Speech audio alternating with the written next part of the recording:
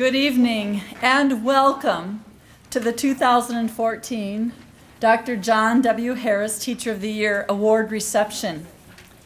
This award and this evening would not be possible without our friend and partner who's been with us for several years in this adventure, Bruce Eide with Vernite Motor Cars. Bruce, would you stand and let us give you a round of applause, please?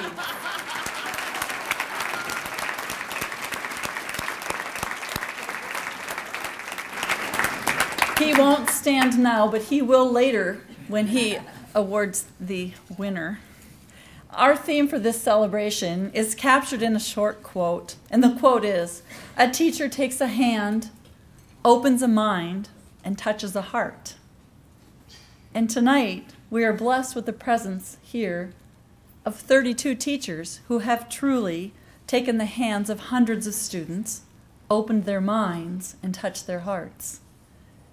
Our nominees and finalists lift up students each day and take them by the hand to open their minds and touch their hearts. They inspire them to believe in themselves, to do all they can be, and become all they can be.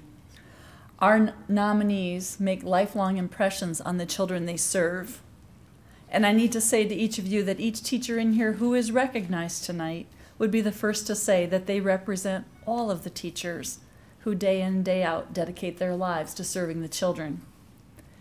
Before we begin our celebration tonight, our celebration of teachers, please join me in enjoying dessert while our very fine Roosevelt High School Jazz Band, under the direction of Director Mike Hinch, continues to play for us. So go through the line, and I'll be back up here in a short time, and enjoy your music. Thank you.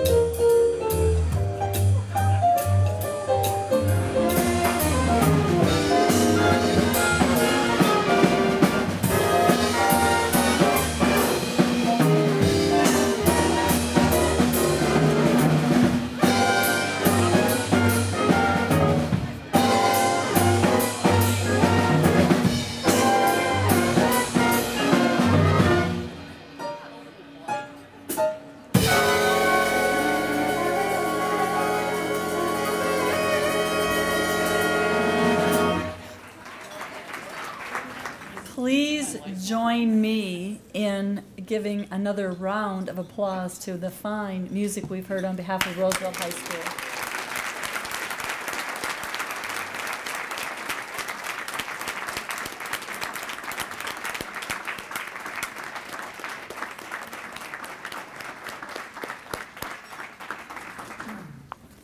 Thank you. As you finish your dessert, I'd like to acknowledge a special guest in the house this evening. We have with us our state's Public Utilities Commissioner, Christy Fegan, and her two sons. Christy, would you please stand?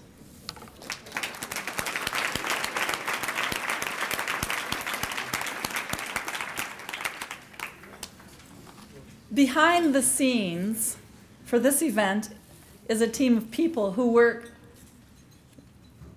around the clock to make it happen. And one of those persons you witnessed tonight as she hobbled around, releasing us to go to the dessert table, Deanne Conrad in the back.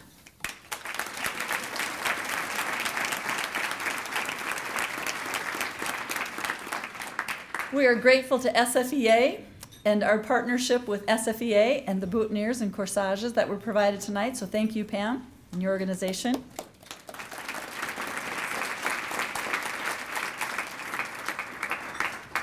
We'd also like to thank Ben Schumacher, and Ben stands behind the camera in the back, and Jeff Little, who are working to film tonight's event, as well as the time and talent that Ben puts into as he goes around to interview the finalists and prepare the video that we'll soon watch for each of our teachers who we are celebrating.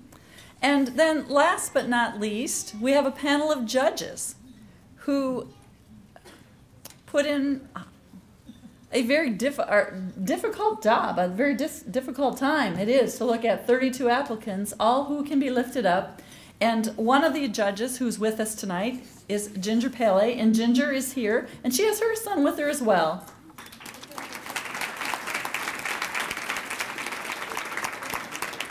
The other judges who were unable to be with us were Kate Foley with the Small Business and Leadership Development for the Sioux Falls Chamber of Commerce, Sean Pritchett with Dakota Bank, and he was also a Leadership Sioux Falls graduate, Sergeant David Osterquist, who is the supervisor of our School Resource Office program, and then finally our board member, Carly Ryder. And Carly will be up here soon tonight, as she's the one who gets to literally announce the winner.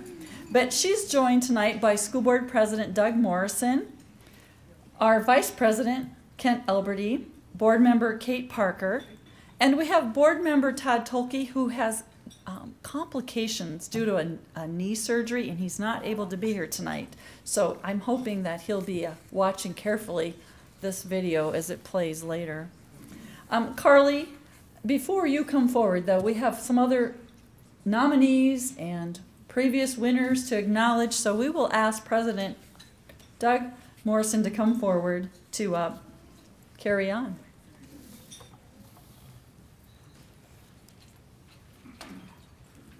Thank you, Dr. Holman. What a great night. Since the Teacher of the Year program began in 1989, over 350 teachers have been recognized as nominees and finalists, and 25 of them have previously been named Teacher of the Year. These 25 outstanding teachers represent various backgrounds and areas of specialty, and each possesses effective teaching skills and a passion for their profession. Tonight's program includes the names and schools of all of our previous winners, if you look on the back of your program. A number of them were able to join us this evening. I invite these distinguished Teacher of the Year alumni to stand and be recognized as we honor your legacy.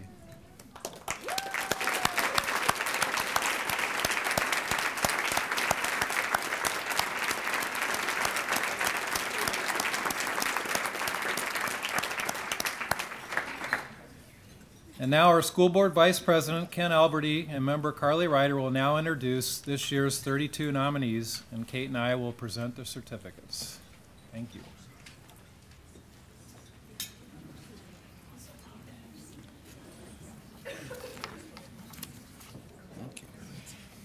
Nominations and letters of support were submitted by colleagues, parents, principals, and students for the teachers we are honoring tonight. This support shows us clearly that they are dedicated to educating and preparing each of their students to succeed in our changing world. Nominees, as we read your name, please come up and receive a small gift to recognize your achievement. I got the hardest name, so I'm going to apologize in advance in case I make an error. Travis Arbo, Axtell Park Middle School.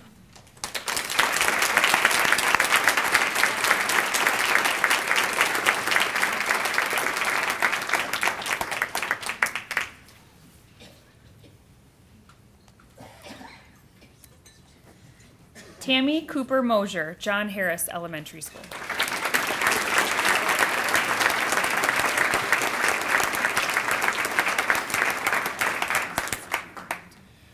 Robin Costello, John Harris Elementary.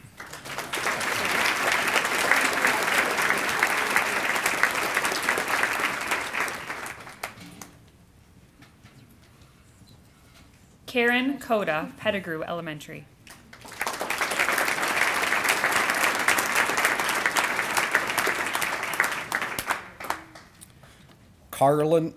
Karen de la Montaña, I apologize, John Harris Elementary.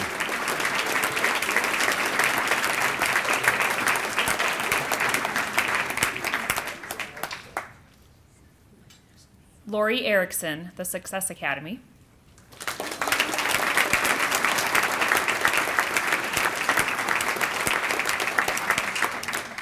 Robin Ernster, John Harris Elementary.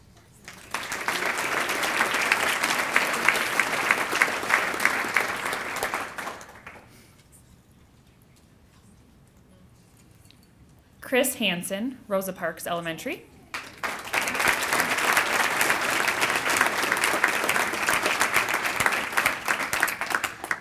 Tara Hansen Leenan, Rosa Parks Elementary.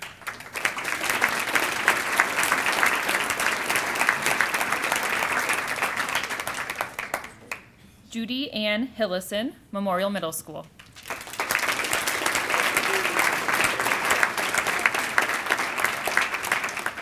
Anita Hoffman, St. Mary's School.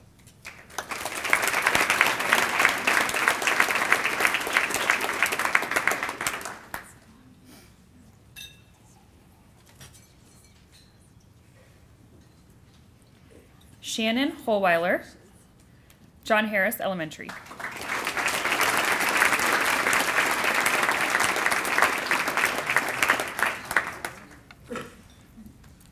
Christian Ersfeld, JFK Elementary.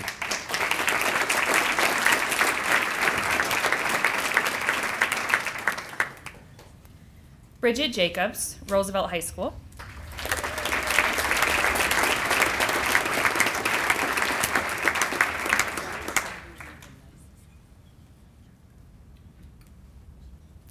Aaron Larson, Garfield Elementary.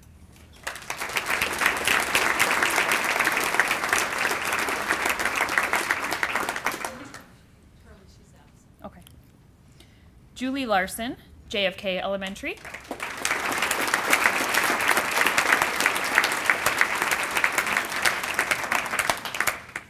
Jane Lukens, Patrick Henry Middle School.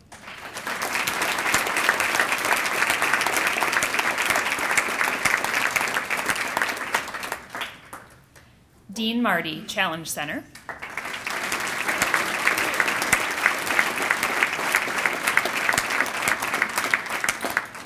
Rebecca Mosier, Laura Wilder Elementary.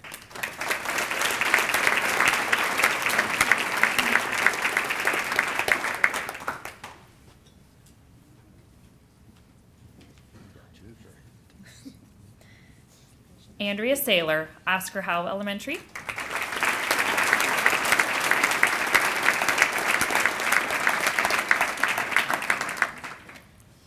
Alicia Sferaza, Oscar Howe Elementary.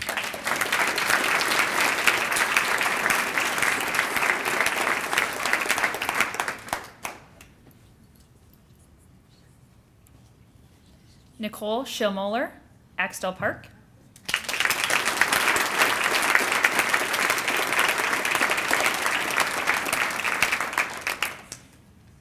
Micah Siegel, John Harris Elementary.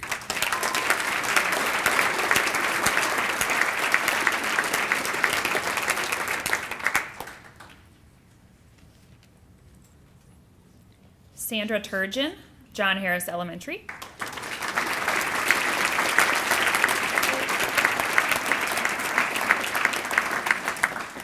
Nicole Valness, Robert Frost Elementary.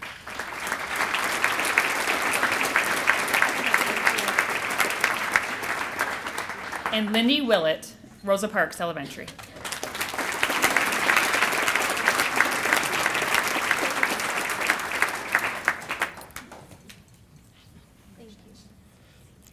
Please recognize these teachers one more time for their outstanding service. Thank you.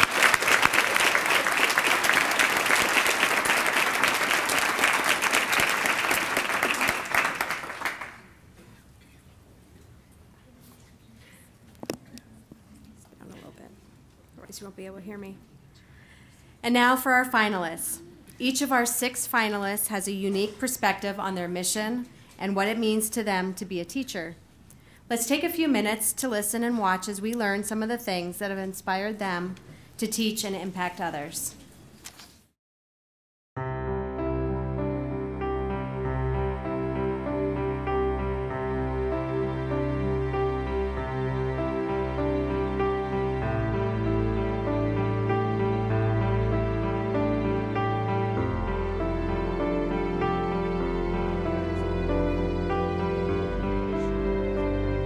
keeps me being a teacher. And of course, you know, the answer is very obvious. Of course, it's the children. You really need to love them and like them. I mean, we're sequestered in this room with 4 walls and 1 little exit hatch. So if you didn't like them, you know, you'd have a pretty miserable day. So I think the obvious thing is it's the kids. But the job of a teacher is so much more than just teaching today, you know, and I think I enjoy that too. But first I had to learn that it was different. Because if you think that all you're here to do is teach, you know, a lot of times you might say, well, if they just would let me teach, if I could just teach. But it's so much more. You are a nurse, you are a social worker, you are a counselor.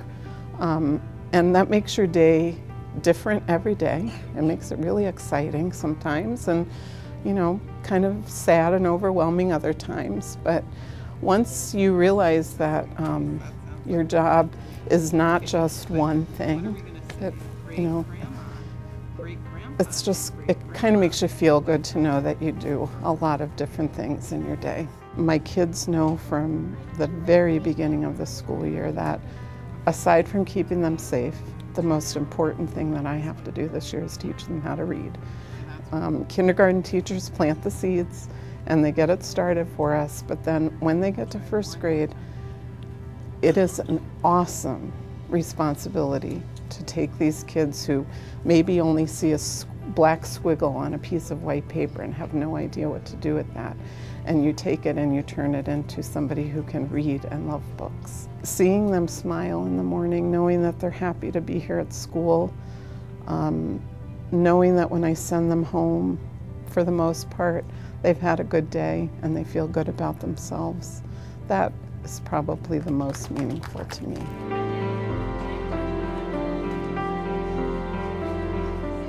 I love teaching science.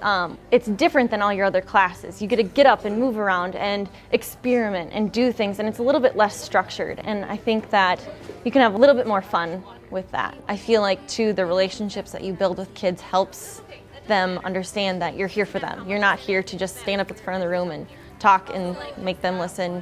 You know, you're there to build that relationship. It's not always about the science.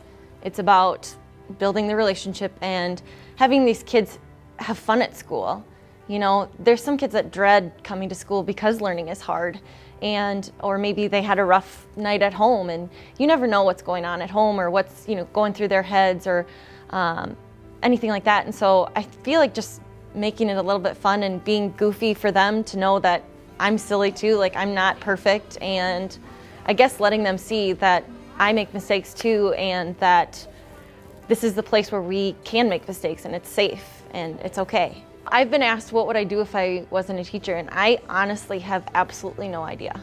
I can't picture myself in an office. I've done the office job, you know, behind the desk for summer jobs and stuff like that, but it's just not fun, you know?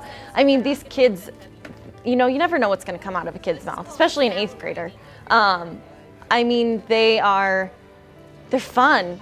And yeah, it's a lot of work and it's a lot of, you know, extra this and extra that, but we're building our future, I think, as teachers. We're making these kids grow up into who's going to take care of us and who's going to be around when we're old and, you know, trying to just make it through. And so I just like the kids. I love the kids. I love being around these kids, and I think they make me feel younger. 9 times out of 10, it should be something that they are having a good time learning, and they're getting the most out of it that they can.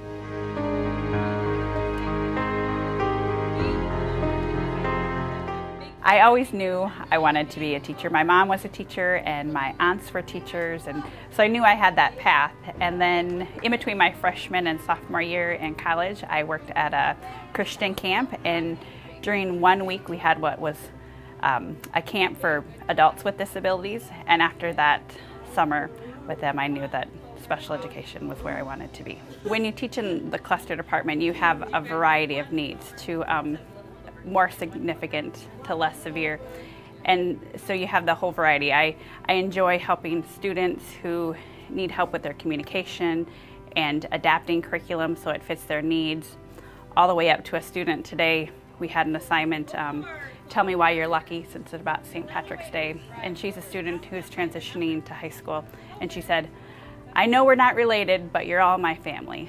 So that was just a really special moment when you have students for 3 years and you have them for the majority of their day. You really can make good connections with them and their families. I love being at work. It just is always something that's where I'm supposed to be, and so I feel like work is where I want to be. It's my fit. A lot of our students have significant either financial needs or if they have some bathrooming needs and we don't have the correct supplies. In order to make their day successful, they have to have clean clothes. They need to have their supplies. For example, yearbooks. If they want yearbooks at the end of the year, we've bought yearbooks for students just to make them feel successful. And it's part of that relationship building piece, the joy of making a difference the next day. The kids are always so happy to see you and work so hard. We had a student over winter break. She came back and she rubbed the table and she goes, school, because she missed school. And it's just such a pleasure to work with students who enjoy coming to school and working hard. I love creating the materials and adapting it and making it work for students.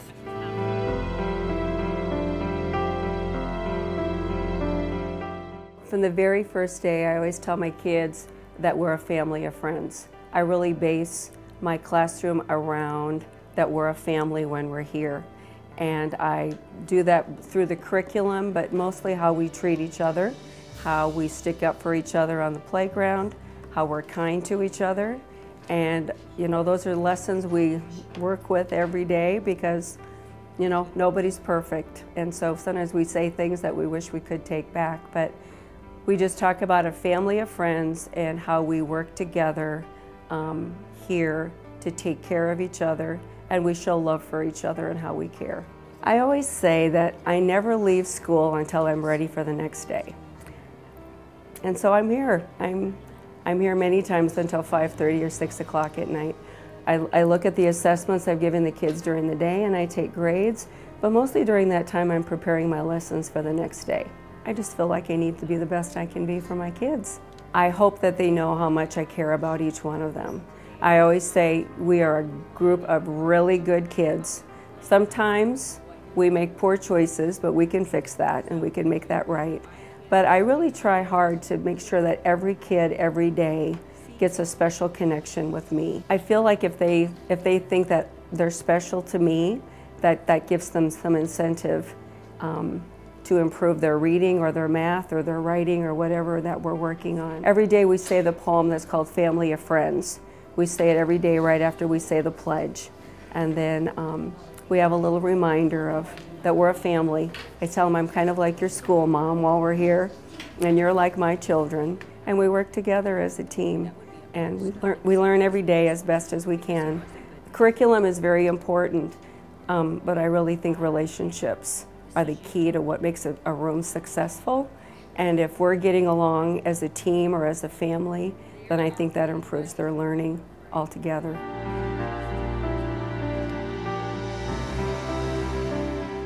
I really liked school and I really liked math, so it worked out really well that I just started to think this is something I would like to do. And then when I went to college, I just think that some of those classes just showed me how I could do this with loving math, being able to teach that and help kids who struggle or help kids who love it, depending on who they are, and also just get to do life with high schoolers. I think that high school is just a great time, and they go through just peaks and valleys, and I get to just walk alongside of them every day and get to encourage them when days are tough and when days are good.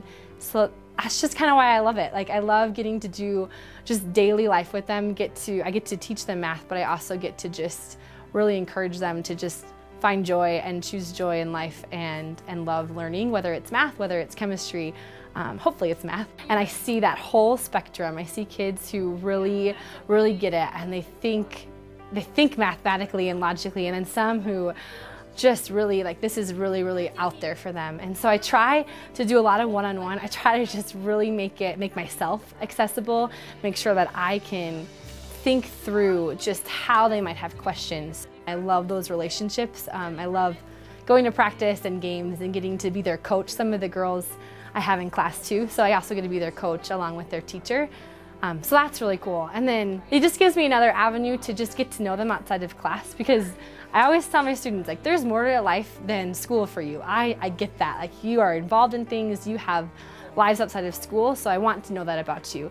But I also think school is important, so we need to figure out how to do that together and do that well. The kids are why I do my job, and I don't know, I could even be like having a tired morning too, but when my first period starts, like, I just love what I'm doing because they're there, they're ready to go, they want to learn, and I know that. So having those relationships with them, whether it's like a 20-second conversation about their weekend or about their show choir, you know, competition, it's something that makes them know that I care about them, because I do.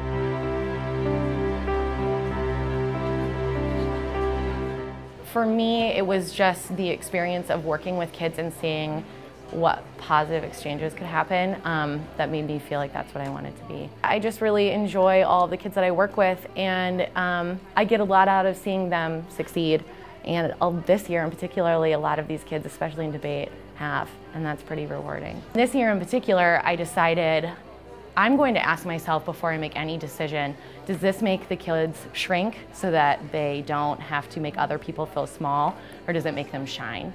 And every time I have made a decision to let them be as shiny as they possibly can be, they have done way more than I expected. And so this year, we've got kids who qualified to 2 national tournaments. Last year, we won the state title. I have kids who were struggling with sexual identity things and feel really embraced in who they are that way. And I just think it's really important, and I think our society doesn't do this well enough, to tell kids, no, don't hold back. You don't have to slow down or wait it out or see if things are gonna go okay. You're fine, you're brave, you're strong, and you can do it. And then if they do fall or fail, it's just high school. You know, it's like the consequences aren't that big. They might get a B instead of an A, you know? I mean, and I think that that's an okay risk for them to take. School community is really important to me. So last year I had a yoga club, which went okay, but more successfully, I've worked with the football team, the cross country team, and the track team. If I am practicing yoga on a regular basis, then I make better decisions emotionally, physically, and interact with people better. And so I thought, well, that seems really selfish for me to not share that skill with other people, right? And then if we've got a huge group of kids at Roosevelt interacting with each other in a more positive way, then I can't help but think that doesn't make for a better school climate. That's why I really enjoy working with kids, is because the world hasn't beat them up yet. And so they give me just so much hope about the future and what the human condition can endure, and also all the good things that I think that they're going to bring to the world.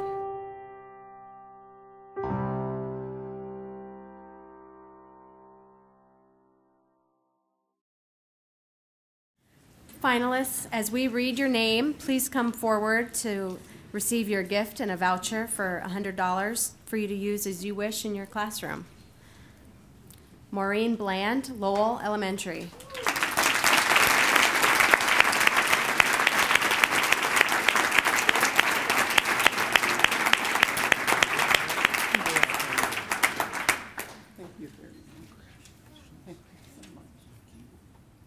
Allison Carlson, Patrick Henry Middle School.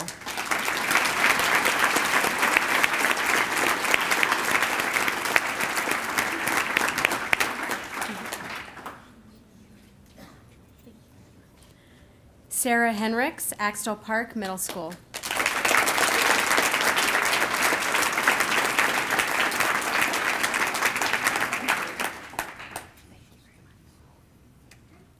Holly Hoffer, Robert Frost Elementary.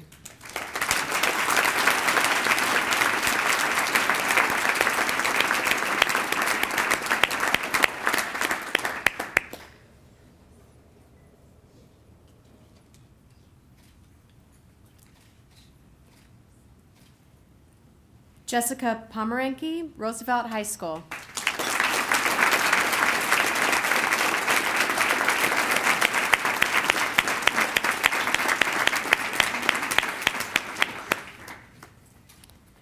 And Jacqueline Wilbur, Roosevelt High School.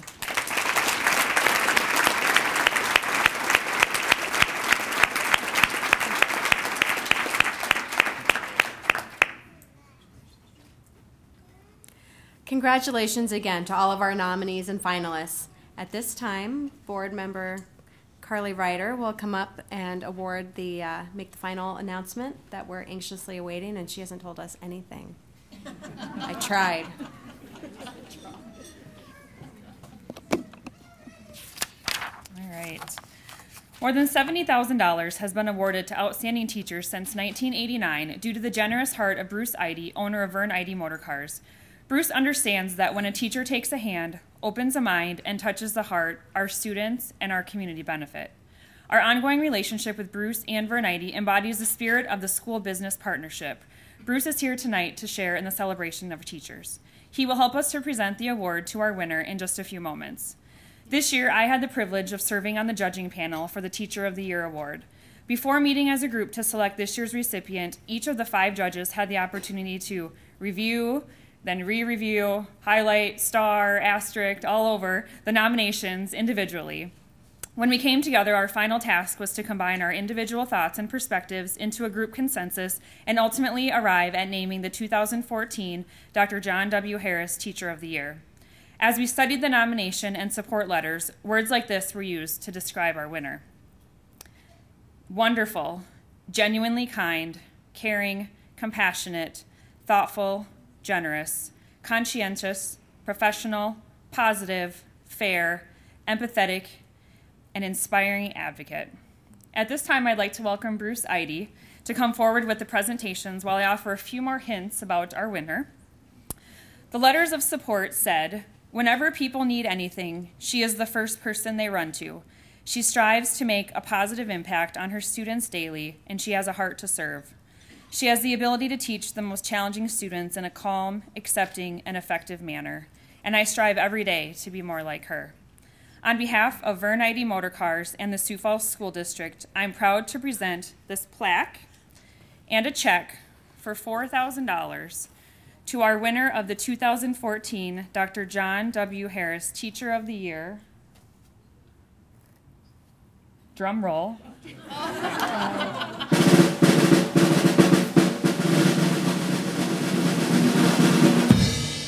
Sarah Henrichs, Axtell Park Middle School.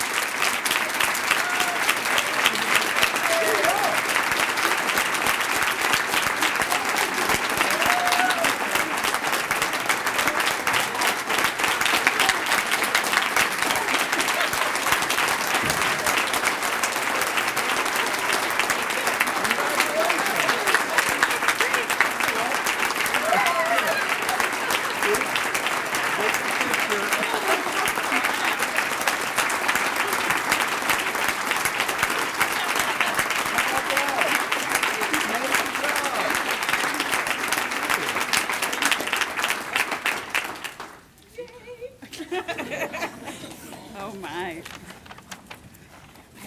A few words here. I'm thankful for a profession where I'm never bored and no day is ever the same. I'm thankful for the students who teach me, challenge me, and stretch me. I'm grateful for families who trust me daily to teach and care for their children. When I'm faced with a difficult decision at school, I always think how I'd want my own children to be treated, and then the decision is always much easier to make. My colleagues are an endless support for me. At one of the back-to-school sessions at the arena, Dr. Homan suggested that we need to find a best friend at work, and I'm fortunate to have a table full of them here with me tonight. Thank you. I appreciate my administrators who value my students and all of the students at Axtell Park. Thank you. This winter, I was asked to speak at a class along with other staff from the district at USF about creating materials for students with severe disabilities. And one young man rose his hand and said, "How do you find time to get everything made?" And someone responded, "Well, you need to marry someone who likes to cut out lamination." and this young man said, "What happens if I'm not the marrying type?" And we all just laughed. And I'm happy to say I found someone who will cut out lamination, set up technology for me throughout the year, and someone who is also as generous with our budget and understands that we need to help meet the students' needs. Thank you, Kurt. And most importantly, my family's faith has been a solid foundation for who I am and what I do. I love teaching the kids in front of me. The kids who need me to differentiate activities, think outside the box, change up behavior plans, and rethink our routines and lessons. Being a teacher in the cluster program at Axtell Park is a true joy. Thank you.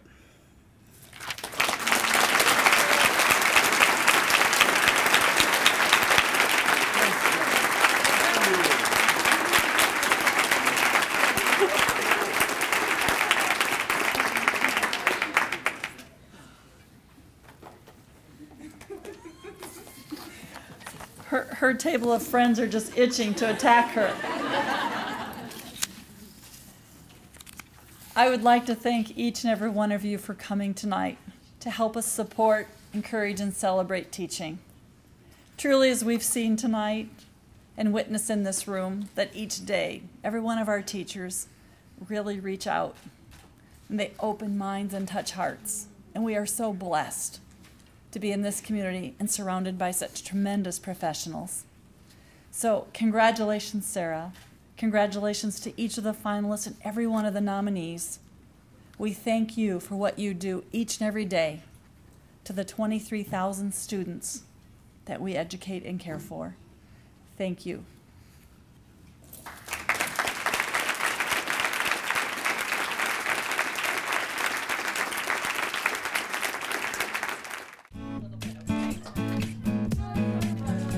It's been a long time either for a special education teacher to win this award or if it's even ever happened.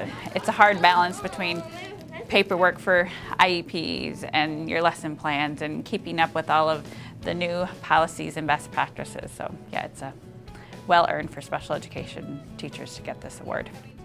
I grew up in a small town and my mom taught in a small town. So whether she's taking tickets in the evening at a basketball game or working at a book fair or all of those things that she just is expected to do. And the Sioux Falls district is very good at recognizing those after-hour duties for pay or all of the training that we have is just an incredible opportunity. And also the support staff. We have leaders who are able to go to conferences and pass that information on. If we have problems with the behavior, we have a behavior team we can call on. If we need some help with assistive technology, we have an expert in that area. It just, all of that wealth of information is a very big bonus teaching in the Sioux Falls School District. I love Axtell Park. It's a small middle school, so just being able to know more students has been very fortunate. And then we have all of the extra programs. We have the Immersion Center where students, it's their first introduction to a school setting. We have lots of intervention programs, Read 180, Math 180, all of those extra programs, and then my program, the cluster program. So there's just a unique opportunity for students to have all of those different types of programs, but yet they still have the same academic standards, high standards that everyone has throughout the district, so it's a nice bonus for students. We had an in-service in February, and when we went out there, I took pictures. Our students have a hard time transitioning from building, and once they get into their routine, kind of like that. As adults, we like that too. And so we've already made a picture book of what the lunchroom looks like in the theater, and that building is absolutely beautiful. So we showed that picture and everyone was excited, and the 8th graders were bummed out they're not going, and just looking forward to a new setting and trying something different. I think just the excitement too for Axtell Park. I think it'll be good for our students to be proud of being in a new building, and just hopefully some of that rubs off on them.